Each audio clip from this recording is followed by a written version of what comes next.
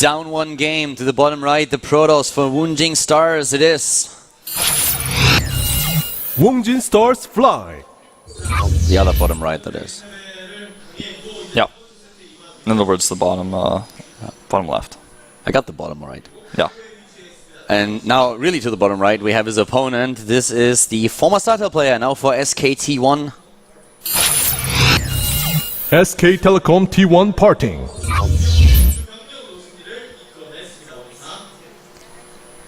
I never really got to ask him about that ID. What is he partying? Well, I guess he was partying Startail. I guess so. Parted ways there.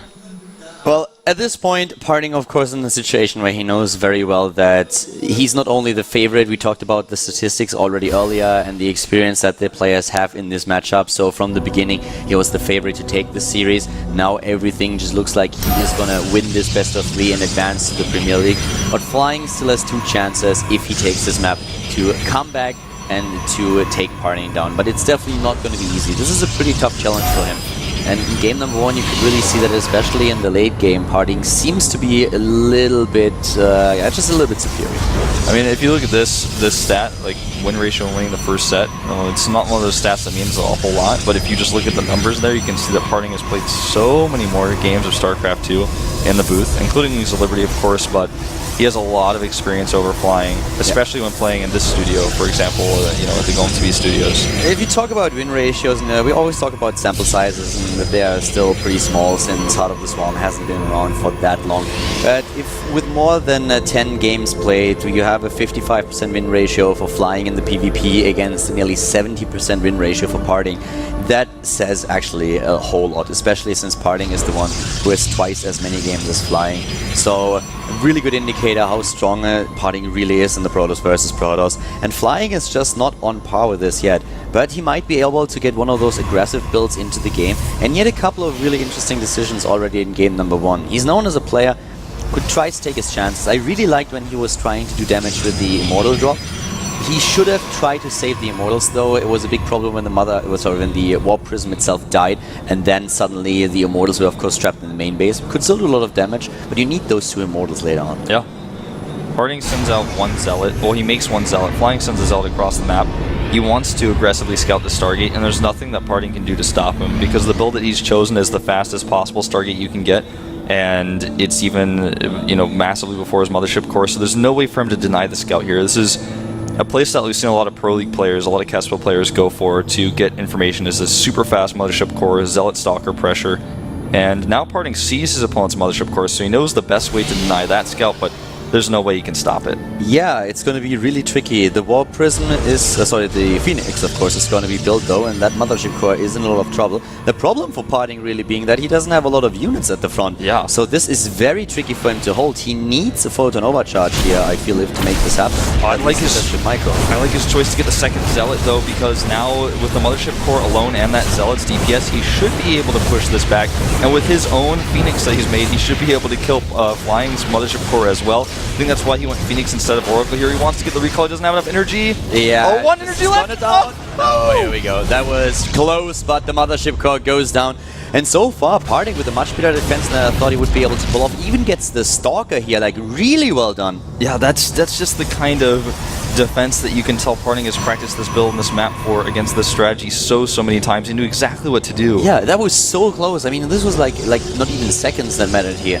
The Mothership Core being taken out, of course, a really big problem, and now the Phoenixes are just heading into the main base, starting to lift a few probes. And I have no... He's camping his opponent Stargate. Yeah, I have no words for how terrible this is for Flying, because now he just has to hope he can run his Phoenix to where his Stalkers are to save it. Any Phoenix that comes out alone will be killed by Partying's superior Phoenix Scout.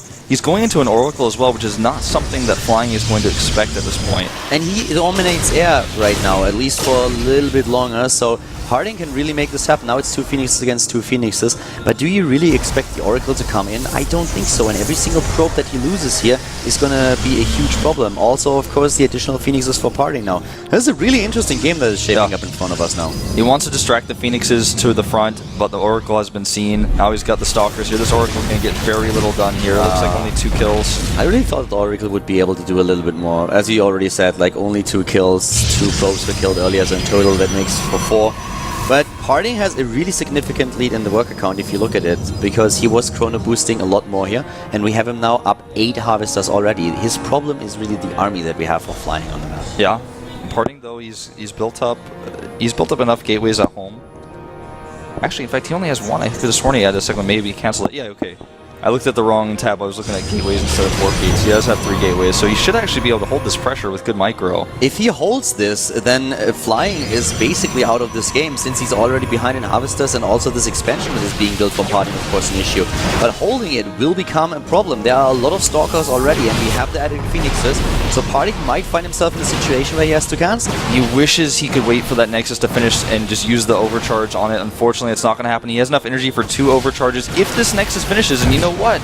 It looks like it just very well might. He cancels instead. Yeah, he cancels instead, and that was just a little bit too good to be true here. But he's trying to hold this ramp, and this is going to be the problem. With those Phoenixes move in and lift those 2 sentries, then it's definitely going to be Flying's game. But at this point, at least the pylon goes down, and that supply blocks Parting heavily. It supply blocks him and cancels in the warp ends that he was trying to get up right now. Another gateway being added, and Parting goes for a counterattack here. This is a big risk because all the lifts he's not going to have back at home. Yeah, but if he can force field the ramp, he should be fine here. It's all about shielding those sentries against the Phoenixes and relying on the Photonova charge. Apparently he abandons the idea to protect the ramp and just relies on the Photonova charge with this. The Phoenixes are already in doing the damage, and here comes Parting with this Photonova charge against the army of Flying. He also does the overcharge, or the slowdown there on those Stalkers, and the Phoenixes continue to do damage here. Parting has destroyed Flying's economy. Flying is all in right now. He has to make this work. He has to win the game right here and now, and he may have enough DPS to kill that Nexus. That's what he wants to do here. He's waiting out until we don't have any Photonova charge energy or time left on that Nexus.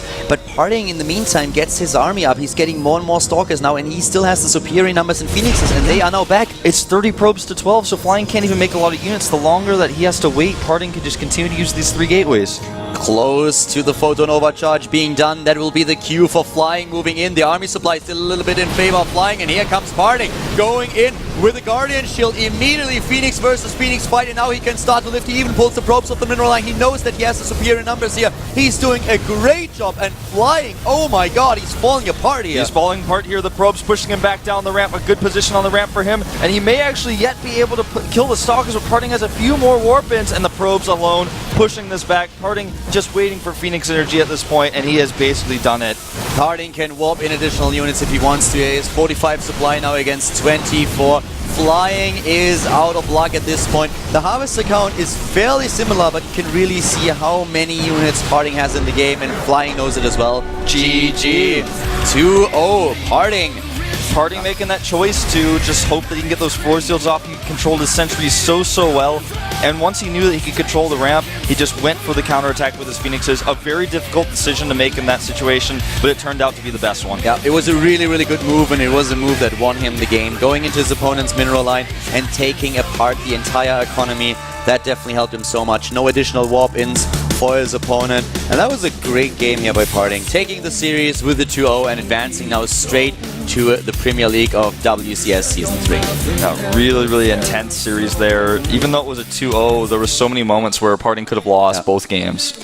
Well, guys, this is it for Best of 3 number 1 of the day. Now we are heading into our first Terran versus Zerg. This is going to be the next match. We have True going up against Keen. Should be a really good one. Of course, before we are going into the first map of that series, we have a short 5-minute break. And when we are back, we have our first Terran versus Zerg of the day here at the WCS Challenger League Korea. So stay tuned, and we'll see you guys in a few.